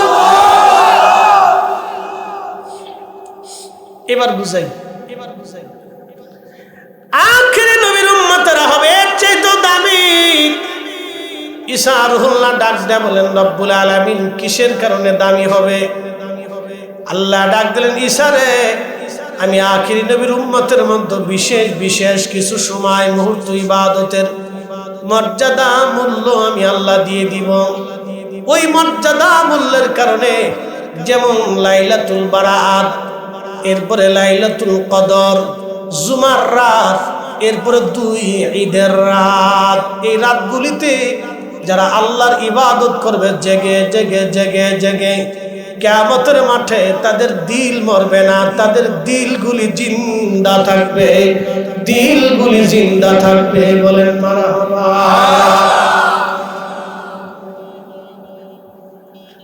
আরো পরিষ্কার করে বুঝাই, শাহজাহানপুরবাসী, জুমার নামাজ আপনারা পড়েন ঠিক কিনা? কোরআন বলতেছে, কুলিয়া ইয়া আইয়ুহাল্লাযীনা আমানু ইযা নুদিয়া লিস-সালাতি মিন ইয়াউমিল জুমআ। ও ঈমানদার, জুমার আযান যখন পড়ে যায়, ফাসআউ ইলা যিকিরিল্লাহি ওয়া যারুল বাই', বেচা বিক্রিগুলি তুমি ছেড়ে দাও আল্লাহর জুমার নামাজ আদায় করার জন্য, আল্লাহর স্মরণের জন্য। ব্যবসা ছেড়ে দাও, জমি ছেড়ে দাও, স্ত্রী ছেড়ে দাও, সন্তান ছেড়ে দাও, ব্যবসা ছেড়ে দাও, সব কিছু ছেড়ে দিয়ে জুমার নামাজ আদায় করার জন্য চলে আসো। নবীজি বললেন, ঠিক। তখন আমার উম্মত গোসল করে পবিত্র হয়ে পাক সাফ হয়ে সুন্দর পোশাক পরে সুগন্ধি লাগিয়ে খুব আদবের সাথে ইখলাসের সাথে হেঁটে হেঁটে হেঁটে হেঁটে মসজিদে জুমার নামাজ পড়ার জন্য আসলো। মসজিদে এসে জুমার নামাজ পড়ে আমার উম্মত আদবের সাথে ইমাম সাহেবের কাছাকাছি বসলো, খুতবা শুনলো, আদবের সাথে জুমার নামাজ আদায় করলো। এরপরে ইখলাসের সাথে বের হয়ে হেঁটে হেঁটে হেঁটে হেঁটে বাড়ি আসলো। নবীজি বললেন, প্রত্যেক কদমে কদমে কদমে, প্রত্যেক পায়ে পায়ে পায়ে পায়ে আমার রব 1 বছরের নফল ইবাদত, 1 বছরের নফল রোজা, সারা বছর ইবাদত করলে যেই পরিমাণে নেকি, সারা বছর নামাজ পড়লে যেই পরিমাণে নেকি, সারা বছর রোজা রাখলে যেই পরিমাণে নেকি, বিরামহীন ইবাদত করলে যেই পরিমাণে নেকি, প্রত্যেক কদমে কদমে 1 বছরের নেকি আমার উম্মতের আমল নামায় আল্লাহ লিখে দিবে। একটা জবান বন্ধ থাকবে না। চিৎকার করে জোরে বলেন আল্লাহু আকবার। এখান থেকে মসজিদ কত দূর? 2-3 মিনিট। আচ্ছা বলেন, এই মসজিদের মুসল্লি একজন হাত বাড়াবেন তো, যার দূরে বাড়ি, বেশি দূরে, কে? আপনার? আচ্ছা, আপনি একটু দাঁড়ান। আপনার বাড়ি থেকে জুমার দিনে এখানে এই মসজিদে হেঁটে আসতে কত কদম হবে একটা আইডিয়া ধরে না? 20 মিনিট লাগে। আচ্ছা তাহলে বসেন, বুঝতেছি, হেঁটে আসতে 20 মিনিট লাগে। উনি যদি প্রত্যেক জুমাতে বাড়ি থেকে হেঁটে আসে তাহলে 20 মিনিটে কত কদম হবে একটা আইডিয়া ধরে? আমি 400 কদমই ধরলাম, 400 কদমই ধরলাম। ঈসা আলাইহিস সালামের উম্মতের ইবাদত কয়শো বছর? জোরে বলে, একসাথে বলে। ওনার আসতে 400 কদম, যাইতে 400 কদম, তাহলে কত হইল? তাহলে উনি কয়শো বছরের সব পাবে? আর ঈসা নবীর উম্মত কয়শো বছরে পাইছে? সে 400 বছর ইবাদত কইরা পাথরের মধ্যে যা পাইছে, এই লোক শুধু মসজিদে যাবে জুমার দিনে আর আসবে, তাতেই সে পাবে 800 বছরের নেকি। একসাথে বলা যাবে আল্লাহু আকবার, না হাত উঁচা করে বলেন আল্লাহু আকবার। এই জন্য ঈসা আলাইহিস সালামকে আল্লাহ আমার ওই নবীর উম্মত বানাই দেন। সুবহানাল্লাহ। আমরা নবীও চিনি না, কোরআনও চিনি না। কি কথা ঠিক কিনা? নবীও চিনি না, কোরআনও চিনি, কোনটাই চিনি, খালি পয়সা চিনি। মালটু মালটু মালটু মালটু মালটু মালটু মালটু মালটু। কি সভাপতি সাহেব, দাদু ঠিক আছে না? হাজি সাহেব নাকি? হ্যাঁ মাশাআল্লাহ। কত বছর আগে গেছিলেন? 98-তে। মাইরে ফেলেছে 98 হাজি, তার মানে সে বুড়া হাজি। বয়সে 100 বছর, বুড়া কি শক্ত, টাডি। মারহাবা বলে। আল্লাহ আরো সুস্থতার সাথে হায়াত দিক, বলে না আমি। তাহলে 100 বছর যদি আমার দাদুর হায়াত হয়, তাহলে এই প্রত্যেক জুমাতে দাদু জীবনের জুমা এই আপনার কত বছর কাজা হয় না, একটা আইডিয়া দেন তোমার। জুয়ান কালে যা করছেন করছেন, ওটা বাদ দেন, ওটা আমরাও জানি বিরাট সাধু ছিলেন, আমরা জানি। বুড়া কাল মাশাআল্লাহ মাশাআল্লাহ। তো হজের পরে আমি হজের পরেরটাই ধরলাম। 98 থেকে এই পর্যন্ত ওনার জুমা কাজা নাই। একসাথে বলবেন মারহাবা। 98 থেকে এই পর্যন্ত জুমা কাজা নাই। 20 বছরের জুমাই ধরে, 20 বছরে ওনার জুমা কাজা নাই। তাহলে উনি হাইটে গেল, হাইটে আসলো, কত লক্ষ বছরের সওয়াব ওনার রয়েছে, খালি হিসাব করে দেখে। এই জন্য ঈসা আলাইহিস সালামকে আল্লাহ আমার ওই নবীর উম্মত বানায়। একসাথে বলেন আল্লাহু আকবার। খালি জুমার নামাজের হিসাব দিলাম, বাকি হিসাব অনুকূলই রয়েছে। এই জন্য এই উম্মতের এত দাম, এত মর্যাদা আল্লাহ দিয়েছেন আমাদের। শুধু যদি আমরা একটু হিকমত করি আর ইখলাসের সাথে কাজ করি, তাহলে হাসতে হাসতে জান্নাতে চলে যাব। হযরত ঈসা আলাইহিস সালাম বলেন ইয়া রাব্বি ওয়া দাআ ওয়া বাশারাতু ঈসা রূহুল্লাহ। নবী হাদিসে বলতেন আমি ঈসা আলাইহিস সালামের সুসংবাদ। এইজন্য প্রত্যেক মাহফিলে ওয়াজ ঈসা আলাইহিস সালাম আমার রাসূলের প্রশংসা করে বলতেন, আমার পরে একজন নবী আসবে, তিনি এই মর্যাদার অধিকারী, আমার পরে তিনি আসতেছে, আমার পরে তিনি আসতেছেন। আর তিনি দুআতে বলতেন আল্লাহ আমার আখিরি নবীর উম্মত বানায় দেন, উম্মত বানায় দেন, উম্মত বানায় দেন। আল্লাহ পাক তার দোয়াকে কবুল করে নিন। হযরত ঈসা নবী 33 বছর বয়সে আমার আল্লাহ তার আসমানে উঠিয়ে নিয়ে চলে গেলেন, চতুর্থ আসমানে। কিয়ামতের আগে যখন ফোরাত নদীর পানি শুকিয়ে যাবে, পৃথিবীতে 2টা নদী আল্লাহর জান্নাত থেকে এসেছে। একটা নদীর নাম ফোরাত আর একটা নদীর নাম নীল নদ। 2টা নদী খোদার জান্নাত থেকে সরাসরি এসেছে। এই জন্য হাজার হাজার বছর এই নদীগুলির বয়স, আজ পর্যন্ত এই নদীগুলি শুকায় নাই। নীল নদ একদিন শুকিয়ে যাবে। সহিহ বুখারীর কিতাবুল ফিতানের ভিতরে এসেছে, নবীজি বলেছেন ফোরাত একদিন শুকিয়ে যাবে, শুধু স্বর্ণের পাহাড় ফোরাত নদীর মধ্যে ভেসে উঠবে। ওই স্বর্ণের পাহাড় নিয়ে পৃথিবীতে বিশ্বযুদ্ধ লাগবে। শুধু বিশ্বযুদ্ধ বললে ভুল হবে, মহাযুদ্ধ হবে। সারা পৃথিবীর রন্ধে রন্ধে যুদ্ধ ছড়িয়ে যাবে। প্রত্যেক 100 জনে 99 জন মারা যাবে, মাত্র 1 জন মানুষ বেঁচে থাকবে। পৃথিবীর আকাশ ভেঙে যাবে। আমার রাসূলের কথা কখনো মিথ্যা হবে না, কথা কোন ঠিক কিনা? একজন যে বেঁচে থাকবে তিনি শুধুমাত্র পাক্কা ঈমানদার, পাক্কা ঈমানওয়ালা, পাক্কা ঈমানওয়ালা, পাক্কা ঈমানওয়ালা। সেই হবে শেষ সময়ে হযরতে হযরত ইমাম মাহাদির সৈনিক। এরপর আল্লাহ বহু বছর পরে ইমাম মাহাদিকে দুনিয়াতে পাঠাবেন। আবার মুসলমান ধীরে ধীরে ধীরে ধীরে ধীরে ধীরে ইমান দুর্বল হবে। পৃথিবীতে এমন প্রলয়ঙ্করী মহাযুদ্ধ হবে, শুধু মানুষ হত্যা হবে, জায়গায় জায়গায় জুলুম অত্যাচার হবে, নির্যাতন হবে, অন্যায় কাজ চলতে থাকবে। একটা কথা মনে রাখবেন, এই পৃথিবী থেকে যদি অন্যায় কাজ বিলুপ্ত করতে হয়, এই বাংলার জমিন থেকে যদি অন্যায় কাজ জুলুম যদি চিরতরে বিদায় করতে হয়, তাহলে আল্লাহর কোরআনের আইন ছাড়া আর সম্ভব হবে না। কথা বলেন ঠিক কি না? কোনো সন্দেহ নেই, কোনো সন্দেহ নেই। হাজিরিন, কথাগুলি বুঝে যাবে না। হযরত ঈসা রুহুল্লাহ পৃথিবীতে আসবেন।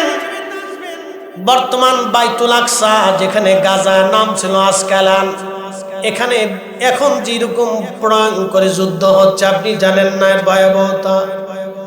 গাজার এমন কোন বিল্ডিং নাই যে বিল্ডিং এ ইসরায়েল বোমা না ফেলেছে। প্রত্যেকটি স্থাপনার মধ্যে বোমা মেরে মেরে মেরে মেরে গাজা শহরটাকে একেবারে পুড়িয়ে ফেলেছে তারা। হাজার হাজার মা কল খালি করে ফেলেছে তারা। হাজার হাজার ফিলিস্তিনি শহীদ হয়েছে। গাজার রন্দে রন্দে রক্ত ছিটিয়ে ছিটিয়ে পড়েছে। তারপরেও তারা আহা সাইয়েদনা ইব্রাহিম আলাইহিস সালামের জমিন দেখেন, ওই দেশের মেয়েগুলি বোরকা ছাড়ে না। স্বামী শহীদ হয়ে যায়, সন্তান শহীদ হয়ে যায়, ভাই শহীদ হয়েছে, তারপরেও তারা বোরকা ছাড়ে না, নিজে শহীদ হয়ে যায়, বোরকা ছাড়ে না। আর আমার দেশের নারীরা বোরকায় পড়তে চায় না। কথা বলেন, টিকটক ভিডিও হলে তার উপায় নাই। বাপরে বাপ, সেরা সেরি টুনা টুনি খালি টিকটক করে। কালকে জামালপুরে গেছি, শহরে যাইয়া চিন্তা করলাম একটু ঘুরে আসি, বাতাস বাতাস খেয়েছেন, বাতাস খাবার যেয়ে দিয়েছি, সেরিরা টিকটক করতেছে। আর বাস কোন জায়গায় আসলাম, খালি মোবাইলে টিকটক বানাচ্ছে, সেরিরা প্রকাশ্যে নাচতেছে, প্রকাশ্যে নাচতেছে। প্যান্ট শার্ট পরে, প্যান্ট পরিয়ে গেঞ্জি গায়ে দিয়ে মাথার মধ্যে হেজাব বাঁধছে। কি পাগল দেশে হয়েছে চিন্তা করে। হ্যাঁ, তার অর্থ হলো একজন লুঙ্গি খুলে মাথার মধ্যে পাগড়ি বেঁধে দিয়েছে। লুঙ্গি খুলে পাগড়ি বাঁধলে যে সব হয়, প্যান্ট শার্ট পরিয়ে বেডি মানুষ মাথায় হেজাব বাঁধলে ওই সবই হয়। কি কথা কর না, কথা মনে হয় বুঝেন নাই, বুঝছেন নি আপনারা? বুঝছেন না, পাগল দেশে কত কোয়ালিটি দিচ্ছে। হাজিরিন, কি ওয়াজ করলে যে আপনারা বুঝবেন, কোন ভাষা দিয়ে বললে যে আপনারা বুঝবেন আমি জানি না। হযরতে ঈসা রুহুল্লাহ আলাইহিস সালামকে ওই বাইতুল আকসার ওখানে একটা সাদা মসজিদ হবে, ওই ফিলিস্তিনের এরিয়ার ভিতরে, যেটাকে শাম সিরিয়া বলা হতো। এই শাম অঞ্চলের ভিতরে সাদা মসজিদ বাইতুল আকসার এই ফিলিস্তিনের আশেপাশে হবে। এই সাদা মসজিদের উপরে হযরত ঈসা রুহুল্লাহ নামবেন ফেরেশতার কাঁধে ভর দিয়ে। ওখান থেকে তিনি মার্চ করবেন, মুসলমান সেনাদেরকে নিয়ে মার্চ করবেন, মুভ করবেন তিনি মদিনা মক্কাতুল মুকাররমার দিকে। এদিকে 40 বছর পর্যন্ত ইমাম মাহাদি মক্কার সৌদি আরবের মরুভূমি দিয়ে উট দুম্বা ছাগল ভেড়া চড়াবে। দুনিয়ার কোন মাদ্রাসা মক্তবে লেখাপড়া শিখবে না, দুনিয়ার কোন বিদ্যাই তিনি শিখবে না। 40 বছর ধরে সে উট দুম্বা ভেড়া বকরি চড়াইতে থাকবে। 40 বছর শেষ হয়ে যাওয়ার পরে ওই দিন রাত্রিবেলা আল্লাহ ইমাম মাহাদির কালবের ভিতরে উলুমুল হাদিস, উলুমুল ফিক, উলুমুত তাফাসির, উলুমুল বালাগাত থেকে শুরু করে উলুমুল লুগাত থেকে শুরু করে আল্লাহর ইসলামের এমন কোন বিদ্যা নাই যে বিদ্যা ওনার কালবে ঢুকিয়ে না দিবেন। সমরনীতি, রাজনীতি, দেশনীতি, পররাষ্ট্রনীতি, রাষ্ট্রবিজ্ঞান থেকে শুরু করে চিকিৎসা বিজ্ঞান দিয়ে, অস্ত্র বিজ্ঞান দিয়ে শুরু করে সব বিজ্ঞান ওনার কালবের মধ্যে আমার আল্লাহ এক রাতে ঢুকিয়ে দিবে। একবার জোরে বলা যাবে আল্লাহু আকবার। ইমাম মাহদী মক্কাতুল মুকাররমায় আসবেন। সারা মক্কার মানুষ ওনাকে দেখে চিনে ফেলবে। ওনার সুরত চেহারা হবে ভিন্ন, অনেক সুন্দর। আল্লাহর নবী বললেন, আমার মাহদী, তার বাবার নাম হবে আব্দুল্লাহ, আমার মাহদীর নাম হবে মুহাম্মদ, তবে তার পরিচয় হবে ইমাম মাহদী হিসেবে। আমি নবী যেইভাবে কালেমার দিন জমিনে প্রতিষ্ঠিত করেছি, আমার মাহদী আল্লাহর জমিনে কালেমার দিন প্রতিষ্ঠিত করবে। একবার জোরে বলা যাবে আল্লাহু আকবার? না না, আরো জোরে বলেন আল্লাহু আকবার। পৃথিবীর এমন কোন ইঞ্চি মাটি নাই যে ইঞ্চি মাটিতে আল্লাহর দিন প্রতিষ্ঠিত না হবে, দ্বীনের আইন প্রতিষ্ঠিত না হবে, কোরআন সুন্নাহর আইন বাস্তবায়ন না হবে। প্রত্যেক ইঞ্চি মাটিতে মাটিতে মাটিতে আল্লাহর দ্বীনের আইন বাস্তবায়ন হবে। একসাথে বলা যাবে আল্লাহু আকবার। আল্লাহ নবী বললেন, সেই দিন পৃথিবী এত সুন্দর হবে, একটা আনার দিয়ে সারা গ্রামের মানুষ খেয়ে শেষ করতে পারবে না। একটা গাভীর দুধ সারা গ্রামের মানুষ খেয়ে শেষ করতে পারবে না। এত পরিমাণ আল্লাহ রিজিকে বরকত দিবে, মানুষের হায়াতে বরকত দিবে, জীবনে বরকত দিবে, কারণ শুধুমাত্র পৃথিবীতে ইনসাফ প্রতিষ্ঠিত হবে। বুঝতে কষ্ট হচ্ছে আপনাদের না? শোনেন, আকাশ থেকে বৃষ্টি কেন এখন বন্ধ হয়েছে জানেন? বলে দিয়ে যায় আজকে। আমাদের দেশে বিভিন্ন রোগ আসে না? আসেনি ভাই? খাবারের রিজিকে, স্বাস্থ্যে মানুষের সুখ নষ্ট হয়ে গেছে। কেন জানেন? মানুষ অন্যায় করে, জুলুম করে। মানে কিভাবে করে? আমাদের দেশের হাজার হাজার যুবক আছে, মাকে মারে, বাবাকে গালি দেয়, আছে না ভাই? আছে। যদি ধরেন বাংলাদেশে ইসলামী শাসন ব্যবস্থা থাকতো, ওর 14 গোষ্ঠীর কলিজাতে সাহস ছিল? জীবন না, ওর বাটাম চালান হয়ে যেত দেশে। মনে রেখেন, ওর বাটাম চালান হয়ে যেত। আমার দেশে শত শত নারী প্রত্যেক বছরে ধর্ষিত হয়। ধর্ষণ হওয়ার পরে আদালতে বিচার চাইতে গেলে কত কাহিনী করে, তদন্ত করতে গেলে পুলিশ বেচারা টাকা ডাইন দিয়ে বান দিয়ে হেন্দে সে হিন্দি খালি লইতে তাই, কত কাহিনী করে। হ্যাঁ, এ কাহিনী চলতো না। কি কথা বল না কেন? এই কাহিনী চলতো না, এই কোনো কাহিনী চলবে না। এই জন্য আল্লাহর আকাশ থেকে মাঝে মাঝে বৃষ্টি বন্ধ হয়, প্রচন্ড গরম হয়, খাবারে বরকত নষ্ট হয়, বিভিন্ন রোগ আল্লাহ সৃষ্টি করে দেয়। মানুষ ছটফট করতে করতে বাজারের উপর পড়ে মরে যায়। মানুষের কোনো গ্যারান্টি আছে দাদু? এই যে 100 বছর বয়স কিছু হয়নি। আগের যুগের মানুষ 70, 80, 100 বছর দ্বারা বৃদ্ধ হয়ে ধীরে ধীরে মারা যেত। এখন মানুষ রাস্তা দিয়ে হাঁটে যেতেছে, বাজারে গেলে সলিম রে বুকে ব্যথা করতেছে। কিয়ামতের আলামত আল্লাহ রাসূল বলেন, এগুলি গজব। হঠাৎ মৃত্যুর বেড়ে যাবে, তালাক বেড়ে যাবে, স্বামী স্ত্রীর ভিতরে বিচ্ছেদ বাড়বে, আকাশ থেকে বৃষ্টি বন্ধ হবে, আবহাওয়া নষ্ট হয়ে যাবে। আপনি যত দিন যাচ্ছে বাংলাদেশের আবহাওয়া তত উত্তপ্ত হচ্ছে। এগুলি মাঝে মধ্যে আমাদের দেশে নীরব জুলুম চলে, অন্যায় চলে, বহু অন্যায় চলে, মারাত্মক অন্যায়।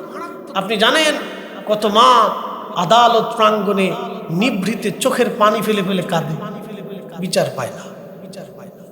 জমি আরেকজনে নিয়ে চলে গেছে, জমি নিজে বুঝে পায় না। জমি কে বুঝাই দিবে? জমি বুঝাই দিবে দেশের আদালত, জমি বুঝাই দিবে পুলিশ প্রশাসন, জমি বুঝাই দিবে নিরাপত্তা বিভাগ। ওরা এসে ওই গরিবের জমি বুঝিয়ে দিয়ে তারপরে যাবে, কিন্তু উল্টাটা হয়েছে, টাকা দিয়েই যাচ্ছে কিন্তু জমি পায় না। কি কথা বল না কেন? এগুলি জুলুম। এগুলি কি কথা বল না কেন? এগুলি কি জুলুম। ভাই মরে গেছে, ভাতিজাদেরকে চাচা জমি বুঝাই দেয় না। কি কথা খারাপ কইছি? বোন মরে গেছে, ভাগ্নেদেরকে মামা জায়গা বুঝাই দেয় না। পরে নিস সালিশ দরবার গেলে মাতুব্বারে টাটা দে, টাটা দে, মানে মাল পৌঁছে যাবে না, আপনি খালি আমার দিকে একটু ঘুরাই দিয়ে। আল্লাহর আদালত আছে না? দাঁড়াইতে হবে না কিয়ামতে? দাঁড়াইতে হবে। কে বলবে? নীরবে নিবৃত্তি হাজার হাজার জুলুম হয়, বৃষ্টিতে বন্ধ হয়ে যায় নাই, দেশে মরুভূমি হয় নাই। এরকম কিছু আল্লাহর পাগল আছে যারা বসে বসে বসে বসে সারা দিন রাত 24 ঘন্টা আল্লাহ আল্লাহ আল্লাহ আল্লাহ করে। কি কথা বল না কেন? কিছু আল্লাহ পাগল আছে যারা তাহাজ্জুদ করে আল্লাহ আল্লাহ করে, আল্লাহ জিকির করে, জন্য আল্লাহ বৃষ্টি বন্ধ করে নাই।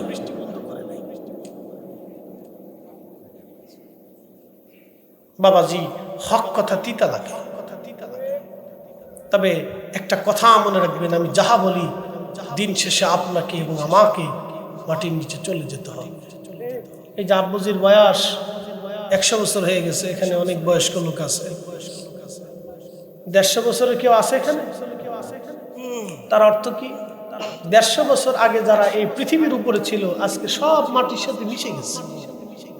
150 বছর পরে আমরা সবাই মিশে যাব, আবার নতুন প্রজন্ম আসবে, মাহফিল হবে, উলামে কেরাম নতুন আসবে, ওয়াজও হবে।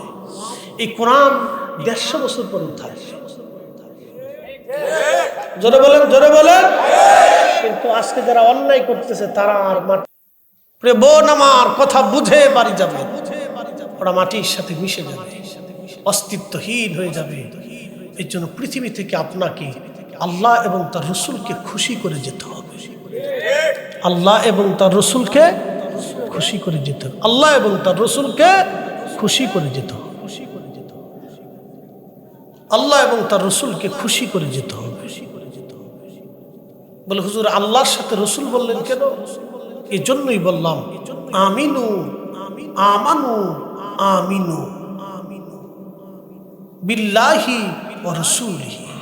হে ঈমানদার, ইয়া আইয়ুহাল্লাযীনা আমানু আমিনু। কোরআন বলতেছে আমানু, হে ঈমানদার আমিনু, ঈমান আনো, বিল্লাহি ওয়া রাসূলিহি, আল্লাহ এবং তার রাসূলের। একসাথে বলবেন আল্লাহু আকবার। আল্লাহর পরেই নবী। জোরে বলেন আল্লাহর পরে, জোরে বলেন আল্লাহর পরে, আল্লাহর পরে, আল্লাহর পরে। এক কথা শেষ। কোরআনে আল্লাহ সিদ্ধান্ত দিয়ে দিচ্ছে, অত মাসলা মাসলা বাতায়েন না। লা ইলাহা ইল্লাল্লাহর পরে মুহাম্মদুর রাসূলুল্লাহ একদল মানে না। কে তোমারে কইছে কেডা? ফাজলিমি না? আবার তুমি কালেমা ভাগ করার জন্য দেশে আসছো, এমনি আমরা বাসি না, আবার কালেমা ভাগ করবার জন্য আসছো। এদেশে এই সমস্ত ভঙ্গি যদি চলবে না। কথা বলেন ঠিক কিনা? কালেমা ভাগ করার জন্য আসছো এদেশে, মুসলমানের ভিতর গৃহযুদ্ধ লাগানোর জন্য আইছো।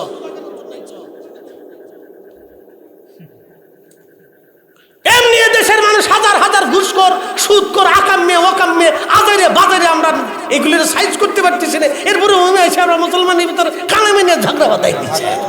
উনি কালেমা ভাগ করার জন্য আছে। শয়তান কোথাকার!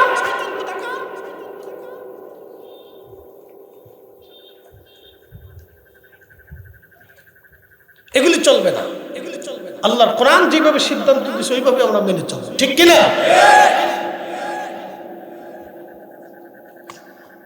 প্রিয় উপস্থিতি, আমার অনেক কথা বলতে বলতে সারা রাত পার হয়ে যায়। শুধু আপনাদেরকে বুঝাইলাম আল্লাহ আমাদেরকে অনেক সম্মান দিয়েছেন, অনেক মর্যাদা দিয়েছেন। এই মর্যাদা যেন আমরা ধরে রাখতে পারি। কালকে থেকে আজকে থেকে এখান থেকে নিয়ত করে যাবো, আল্লাহ আর জীবনে এক ওয়াক্ত নামাজ ছাড়বো না। ইনশাআল্লাহ বলে না, না সবাই একসাথে বলেন ইনশাআল্লাহ। ধরে বলেন ইনশাআল্লাহ।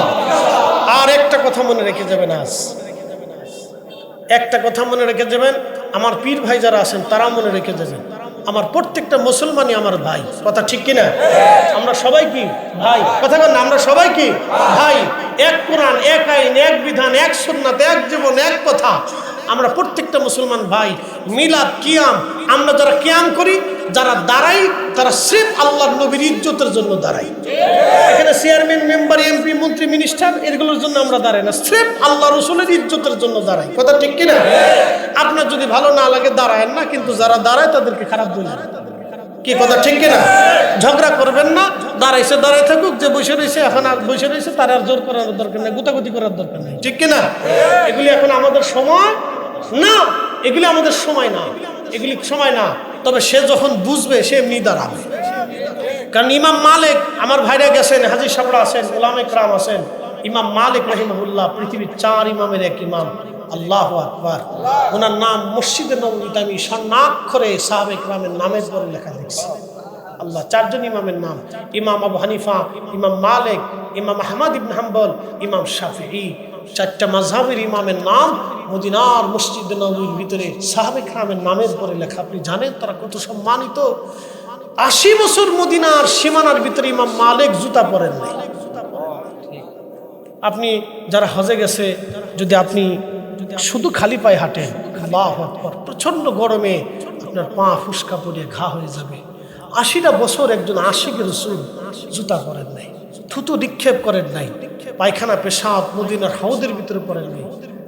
মদিনা ইউনিভার্সিটি থেকে শুরু করে পাহাড়ি কোণার থেকে উহুদের শেষ প্রান্ত দিয়ে মদিনার হাউদ, মদিনার সীমানা, একবারে আপনার জুলহুলাইফা পর্যন্ত মদিনার সীমানা। এই সীমানার ভিতরে উনি পেশাব পায়খানা করতেন। উনি মদিনার হাউদের ভিতরে কোনোদিন ঘোড়া, গাধার উপরে, উটের উপরে পৃষ্ঠে উঠতেন না, খালি পায়ে হাঁটতেন। হেঁটে হেঁটে মদিনার সীমানার বাহিরে এসে পেশাব পায়খানা করতেন। আপনি বলেন, জিজ্ঞেস করলে বলতে দে মানুষ, এই মাটির নিচে রাহমাতুল লিল আলামিন ঘুমিয়ে আছেন, কি করে আমার সাহস হয় এই মদিনার মাটিতে আমি জুতা পরবো, পায়খানা পেশাব করবো, যেখানে রাসূল ঘুমিয়ে আছে? একসাথে বলবেন আল্লাহু আকবার। আর কোন দলিল দেন, আর কোন দলিল? এত বড় ইমাম, আর কোন উসুলও দেন নাই, দলিলও দেন, শুধু একটা কথাই বলতেন, আমি কি করে এই মদিনার সীমানার ভিতরে আমি জুতা পরবো? তো যারা ইয়া নবী সালাম আলাইকা বলার পরে দাঁড়ায়, মন্দ বললেন না, এরা স্রেফ আল্লাহ রসুলের সম্মানের জন্য দাঁড়ায়। আপনি মন্দ বলতে পারেন, কিন্তু ওনাদের উদ্দেশ্য একটাই থাকে। ইমাম মালিকের যেমন সারা জীবনের উদ্দেশ্য একটা ছিল রসুলের সম্মান, ওনাদের উদ্দেশ্য একটাই। মন্দ বললে বলতে পারেন, এটা আপনার মনের ব্যাপার, বলতে পারেন, কিন্তু ওনারা আল্লাহ রসুলের সম্মানে দাঁড়ায়। ছোট করে দেখার সুযোগ নেই ভাই, এগুলি নিয়ে ঝগড়া করবেন না। এটা একটা জিকিরের মজলিস, এটা দোয়া, আল্লাহ রসুলের প্রশংসা হয়। বলেন রসুল ছাড়া তো আমরা দিন পাইতাম না, কথা ঠিক কিনা?